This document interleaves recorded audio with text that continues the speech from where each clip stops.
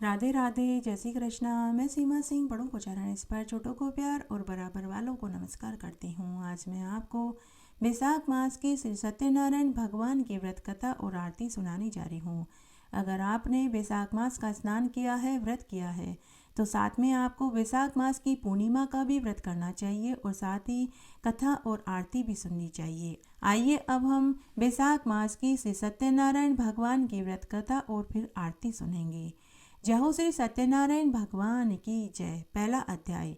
एक समय निमिषारण्य तीर्थ में शौनकादि 88,000 ऋषियों ने श्री सूत जी से पूछा कि हे प्रभु, इस कलयुग में वेद विद्या रहित मनुष्यों को प्रभु भक्ति किस प्रकार मिलेगी तथा उनका उद्धार कैसे होगा। इसलिए हे मुनिश्रेष्ठ, कोई ऐसा तप कहिए जिससे थोड़े समय में पुण्य प्राप्त होवे तथा मन वांछित फल मिले। वह कथा सुनने की हमारी इच्छा है। सर्वशास्त्र ज्ञाता श्री सूत जी बोले कि हे वैष्णवों में पूज्य, आप सबने प्राणियों की हित की बात पूछी है। अब मैं उस श्रेष्ठ व्रत को आप लोगों से कहूँगा जिस व्रत को नारद जी ने श्री लक्ष्मी नारायण जी से पूछा था और श्री लक्ष्मीपति ने मुनिश्रेय नारद जी से कहा था। तो आप ध्यान से सुनिए। एक समय योगीराज नारद जी दूसरों के हित की इच्छा से अनेक लोकों में घूमते हुए मृत्युलोक में आ पहुँचे। या अनेक योनियों में जन्मे हुए प्राय सभी मनुष्यों को अपने कर्मों के द्वारा अनेक दुखों से पीड़ित देखकर सोचा कि किस यत्न के करने से निश्चय ही प्राणियों के दुखों का नाश हो सकेगा। ऐसा मन में सोचकर विष्णु लोक को गए। वहाँ श्वेत वर्ण 4 भुजाओं वाले देवों के ईश नारायण को देखकर, जिनके हाथों में शंख चक्र गदा और पद्म थे तथा वरमाला पहने हुए थे, देखकर स्तुति करने लगे और बोले कि हे भगवान, आप अत्यंत शक्ति से संपन्न हैं। मन तथा वाणी भी आपको नहीं पा सकती। आपका आदि मध्य और अंत नहीं है। निर्गुण स्वरूप षष्टि के आदिभूति व भक्तों के दुखों को नष्ट करने वाले हैं। आपको मेरा प्रणाम है। नारद जी से इस प्रकार की स्तुति सुनकर विष्णु भगवान बोले कि हे मुनिश्रेय नारद, आपके मन में क्या है? आपका किस काम के लिए यहाँ आगमन हुआ है? निसंकोच होकर के कहो। तब नारद मुनि बोले कि मृत्युलोक में सब मनुष्य जो अनेक योनियों में पैदा हुए हैं, अपने अपने कर्मों के द्वारा अनेक प्रकार के दुखों से दुखी हो रहे हैं। हे नाथ, अगर मुझ पर दया रखते हो तो बतलाइए कि उन मनुष्यों के सभी दुख थोड़े से ही प्रयत्न से कैसे दूर हो सकते हैं। तब विष्णु भगवान नारद मुनि से बोले कि हे नारद मुनि, मनुष्यों की भलाई के लिए तुमने बहुत अच्छी बात पूछी है। जिस काम के करने से मनुष्य मोह से छूट जाता है, वह मैं तुमसे कहता हूँ, तुम ध्यान से सुनो। बहुत पुण्य देने वाला स्वर्ग तथा मृत्युलोक दोनों में दुर्लभ एक उत्तम व्रत है। आज मैं प्रेम वश होकर तुमसे कहता हूँ। सत्यनारायण भगवान का यह व्रत अच्छी तरह विधि पूर्वक करके मनुष्य आयु पर्यंत यहाँ सुख भोग कर मरने पर मोक्ष को प्राप्त हो जाता है। श्री भगवान के वचन सुनकर नारद मुनि बोले कि उस व्रत का क्या फल है, क्या विधान है, किसने यह व्रत किया, किस दिन यह व्रत करना चाहिए, कृपा करके आप हमें विस्तार से बताइए।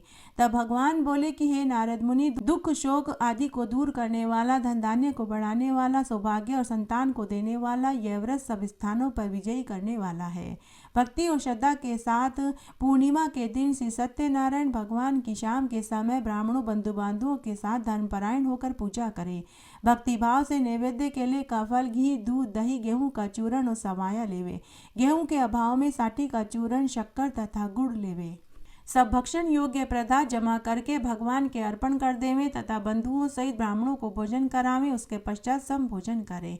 नृत्य गीत आदि का आचरण कर सत्यनारायण भगवान का स्मरण करते हुए समय व्यतीत करें। इस तरह इस व्रत को करने पर मनुष्य की इच्छा निश्चय ही पूरी होती है। विशेषकर कलिकाल में भूमि पर यही मोक्ष का सरल उपाय है। जय श्री सत्यनारायण भगवान की जय। दूसरा अध्याय। सूत जी बोले कि हे ऋषियों, जिसने पहले समय में इस व्रत को किया उसका इतिहास कहता हूँ, तुम ध्यान से सुनो। सुंदर काशीपुरी नगरी में एक अत्यंत निर्धन ब्राह्मण था। वह भूख और प्यास से बेचैन हुआ नित्य पृथ्वी पर घूमता था। ब्राह्मणों से प्रेम करने वाले भगवान ने ब्राह्मण को दुखी देखकर बूढ़े ब्राह्मण का रूप धारण करके उसके पास गए और आदर के साथ पूछने लगे कि हे विप्र, नित्य दुखी हुआ पृथ्वी पर क्यों घूमता है? हे श्रेष्ठ ब्राह्मण, यह सब मुझसे कहो, मैं सुनना चाहता हूँ। तब वह ब्राह्मण बोला कि मैं निर्धन ब्राह्मण हूँ, भिक्षा के लिए पृथ्वी पर फिरता हूँ। हे भगवान, यदि आप इसका उपाय जानते हो तो कृपा करके बताइए। वृद्ध ब्राह्मण वेश में भगवान बोले कि सत्यनारायण भगवान मनवांचित फल को देने वाले हैं, इसलिए हे ब्राह्मण तू उनका पूजन कर, जिनके करने से मनुष्य सभी दुखों से मुक्त हो जाता है। ब्राह्मण को व्रत का सारा विधान बतलाकर बूढ़े ब्राह्मण का रूप धारण करने वाले सत्यनारायण भगवान अंतर्ध्यान हो गए।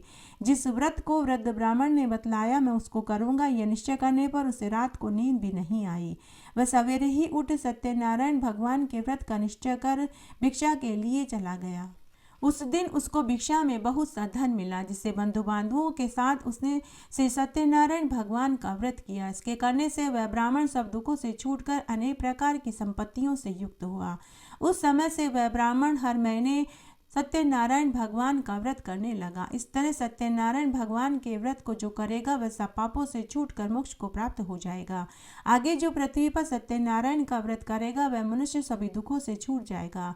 इस तरह नारद जी ने नारायण का कहा हुआ यह व्रत मैंने तुमसे कहा, हे विप्रो मैं अब और क्या कहूँ। तो ऋषि बोले कि हे मुनीश्वर, संसार में उस ब्राह्मण से सुनकर किस किसने इस व्रत को किया और उन्हें उस व्रत का क्या फल मिला वह भी हम सुनना चाहते हैं। उसके सुनने के लिए हमारे मन में श्रद्धा है। तब सूत जी बोले, हे मुनियों, जिसने इस व्रत को किया वह मैं तुमसे कहता हूँ। एक समय एक ब्राह्मण धन और ऐश्वर्य के अनुसार बंधु बांधवों के साथ व्रत करने को तैयार हुआ। उसी समय एक लकड़ी बेचने वाला बूढ़ा आदमी आया। बाहर लकड़ियों को रखकर ब्राह्मण के मकान में गया। प्यास से दुखी लकड़हारा उनको व्रत करते हुए देखकर ब्राह्मण को नमस्कार कर कहने लगा कि आप यह क्या कर रहे हैं और इसके करने से क्या फल मिलता है, कृपा करके मुझसे कहो। ब्राह्मण ने कहा, सब मनोकामनाओं को पूर्ण करने वाला यह सत्यनारायण भगवान का व्रत है। इसकी ही कृपा से मेरे यहाँ धन धान्य की प्राप्ति हुई है। ब्राह्मण से इस व्रत के बारे में जानकर लकड़हारा बहुत प्रसन्न हुआ। चरणामृत ले प्रसाद खाने के बाद अपने घर को आया। लकड़हारे ने अपने मन में संकल्प किया कि आज गांव में लकड़ी बेचने से जो धन मिलेगा उसी से श्री सत्यनारायण भगवान का उत्तम व्रत करूंगा। यह मन में विचार कर वह बूढ़ा आदमी लकड़ियां अपने सिर पर रखकर जिस नगर में धनवान लोग रहते थे वैसे सुंदर नगर में गया। उस रोज वहां पर उसे उन लकड़ियों का दाम कई दिनों से चौगुना मिला।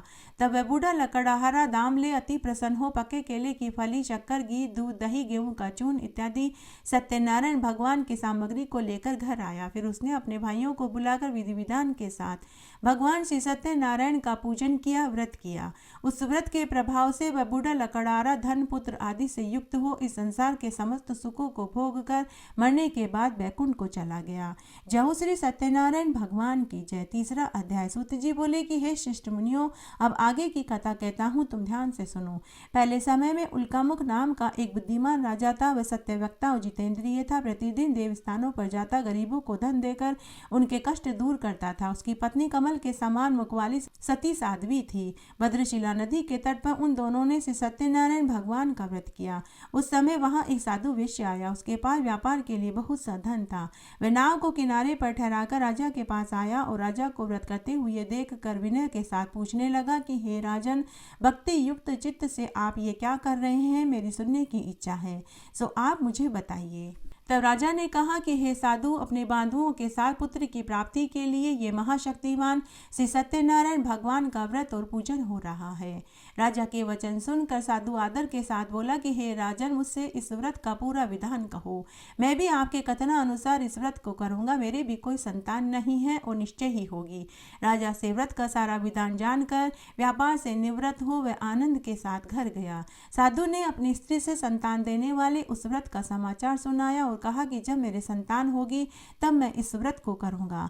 साधु ने ऐसे वचन अपनी स्त्री लीलावती से कहे। एक दिन उसकी स्त्री लीलावती पति के साथ आनंदित हो सांसारिक धर्म में प्रवृत्त होकर श्री सत्यनारायण भगवान की कृपा से गर्भवती हो गई।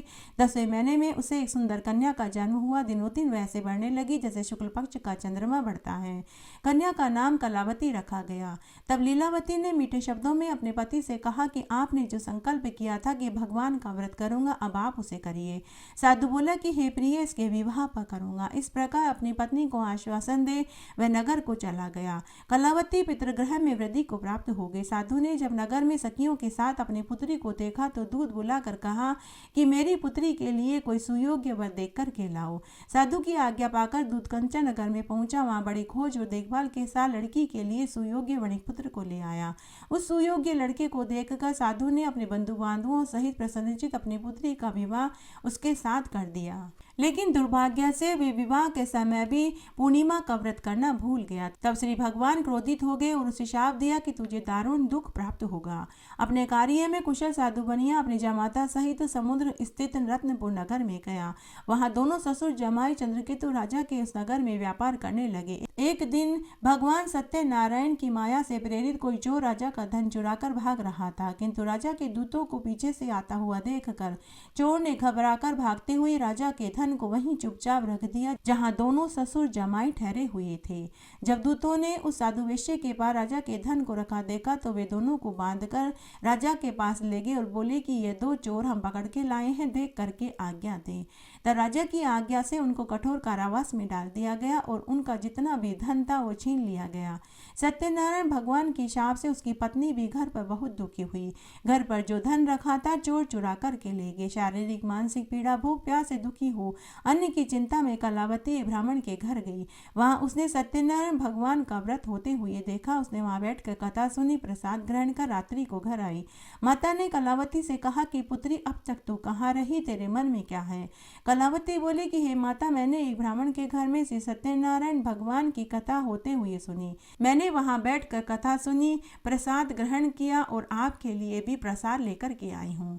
कन्या के वचन सुनकर लीलावती भगवान के पूजन की तैयारी करने लगी। लीलावती ने परिवार बंधुओं सहित श्री सत्यनारायण भगवान का पूजन किया और ये वर मांगा कि मेरे पति और दामाद शीघ्र घर आ जावे। साथ ही प्रार्थना करी कि हे भगवान, हम सब का अपराध क्षमा करो। सत्यनारायण भगवान इस व्रत से संतुष्ट हो गए और राजा चंद्रकेतु को स्वप्न में दर्शन देकर कहा कि हे राजन, दोनों वेश्यों को प्रातः ही छोड़ दो। उनका सब धन जो तुमने ग्रहण किया है उन्हें दे दो, नहीं तो मैं तेरा धन, राज्य, पुत्र सब नष्ट कर दूंगा। राजा से ऐसे वचन कहकर भगवान अंतर्ध्यान हो गए। प्रातःकाल राजा चंद्रकेतु ने सभा में अपना स्वप्न सुनाया। फिर दोनों वणिक पुत्रों को केस से मुक्त कर सभा में बुलाया और दोनों ने आते ही राजा को नमस्कार किया। राजा मीठे वचनों में उनसे बोले कि हे महानुभावों, भावी वर्ष ऐसा कठिन दुख तुम्हें प्राप्त हुआ है, अब तुम्हें कोई भय नहीं है। ऐसा कहकर राजा ने उनको नए नए वस्त्र आभूषण पहनाए। उनके जितना धन उनसे लिया था उससे दुगना धन देकर उन्हें आदर के साथ विदा कर दिया। दोनों वेश्या अपने घर को चल दिए। जाओ से सत्यनारायण भगवान की जय। चौथा अध्याय। सूत जी बोले कि वेश्या ने मंगलाचार करके यात्रा आरंभ करी और अपने नगर को चला। थोड़ी दूर निकलने पर दंडी वेशधारी सत्यनारायण भगवान ने उनसे पूछा कि हे साधु, तेरी नाव में क्या है? अभिमानिक वणिक हंसता हुआ बोला कि हे दंडी, आप ऐसा क्यों पूछते हैं? क्या धन लेने की इच्छा है? मेरी नाव में तो बेलपत्ते भरे हुए हैं। वेश्या का कठोर वचन सुनकर भगवान ने कहा कि तुम्हारा वचन सत्य हो। दंडी ऐसा कहकर वहां से कुछ दूरी पर जाकर समुद्र के किनारे बैठ गए। दंडी के जाने के बाद वेश्या ने नित्य क्रिया करने के बाद नाव को ऊंची उठी देखकर अचंभा किया। वो नाव में बैल पत्ते देखकर मूर्छित हो जमीन पर गिर पड़ा। फिर मूर्छा खुलने पर अत्यंत शोक करने लगा। तब उसका दामाद बोला कि आप शोक न करें, यह दंडी का शाप है, अतः हमें उनकी शरण में चलना चाहिए, तभी हमारी मनोकामना पूरी होगी। दामाद के वचन सुनकर वह दंडी के पास पहुंचा और अत्यंत भक्ति भाव से नमस्कार करके बोला कि मैंने जो आपसे असत्य वचन कहे उसके लिए मुझे क्षमा कर दो। ऐसा कहकर महान शोकातुर हो रोने लगा। तब दंडी भगवान बोले, हे वणिक पुत्र, तुझे मेरी आज्ञा से बार बार दुख प्राप्त हुआ है। तू मेरी पूजा और व्रत से विमुख हुआ है। साधु बोला कि हे भगवान, आपकी माया से मोहित ब्रह्मादि भी आपके रूप को नहीं जानते, तब मैं अज्ञानी कैसे जान सकता हूँ? आप प्रसन्न होइए, मैं सामर्थ्य के अनुसार आपकी पूजा और व्रत करूंगा। मेरी रक्षा करो, पहले के समान मेरी नौका में धन भर दो। उसके भक्ति युक्त वचन सुनकर भगवान प्रसन्न हो गए और उसको इच्छा अनुसार वरदान देकर अंतर्ध्यान हो गए। तब उन्होंने नाव पर आकर देखा तो उनकी नाव धन से परिपूर्ण थी। फिर वह भगवान सत्यनारायण का पूजन और व्रत कर साथियों सहित अपने नगर को चला। जब वह अपने नगर के निकट पहुंचा तो उसने दूत को घर भेजा। दूत ने साधु के घर जाकर उसकी स्त्री को नमस्कार किया और कहा कि साधु अपने दामाद सहित नगर के समीप आ गए हैं। ऐसा वचन सुनकर साधु की स्त्री ने बड़े हर्ष के साथ सत्यदेव भगवान का पूजन किया और पुत्री से कहा कि मैं अपने पति के दर्शन को जाती हूँ, तू भी कार्य पूरा करके शीघ्र आ जाना। माता के वचन सुनकर कलावती प्रसाद छोड़कर पति के पास गई। प्रसाद की अवज्ञा के कारण सत्यदेव रुष्ट हो गए और उसके पति को नाव सहित पानी में डुबो दिया। कलावती अपने पति को न देखकर रोती हुई जमीन पर गिर गई। इस तरह नौका को डूबा हुआ और कन्या को रोता देखकर साधु दुखित हो गया और बोला कि हे प्रभु, मुझसे या मेरे परिवार से जो भूल हुई है उसे क्षमा करो। उसके दीनहीन वचन सुनकर सत्यदेव प्रसन्न हो गए और आकाशवाणी हुई कि हे साधु, तेरी कन्या मेरे प्रसाद को छोड़कर आई है, इसीलिए इसका पति अदृश्य हुआ है। यदि यह घर जाकर प्रसाद खाकर लौटे तो इसे पति अवश्य मिलेगा।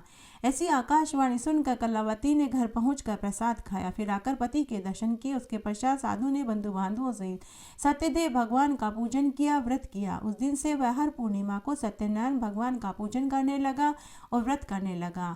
इस व्रत से वह इस लोक के समस्त सुख और अंत में स्वर्गलोक को प्राप्त हुआ। जय श्री सत्यनारायण भगवान की जय। 5वां अध्याय। सूत जी बोले कि हे ऋषियों, मैं और कथा कहता हूँ, सुनो। प्रजापालन में लिंग तुंगध्वज नाम का एक राजा था। उसने भी भगवान का प्रसाद त्याग कर बहुत दुख पाया। एक समय वन में जाकर वन्य पशुओं को मारकर बड़ के पेड़ के नीचे आया। वहां उसने ग्वालों को भक्तिभाव से बांधों से सत्यनारायण का पूजन करते हुए देखा। राजा देखकर भी अभिमानवश वहां नहीं गया और नहीं नमस्कार किया। जब ग्वालों ने भगवान का प्रसाद उसके सामने रखा तो वह प्रसाद को त्याग कर अपनी सुंदर नगरी को चला गया। वहां उसने अपना सब कुछ नष्ट पाया तो वह जान गया यह सब कुछ भगवान ने किया है। तब वह विश्वास कर ग्वालों के समीप आया। विधि पूर्वक उसने सत्यदेव भगवान का पूजन किया, प्रसाद खाया तो सत्यदेव भगवान की कृपा से सब पहले जैसा हो गया और फिर दीर्घ काल तक सुख भोग कर मरने पर स्वर्गलोक को प्राप्त हुआ।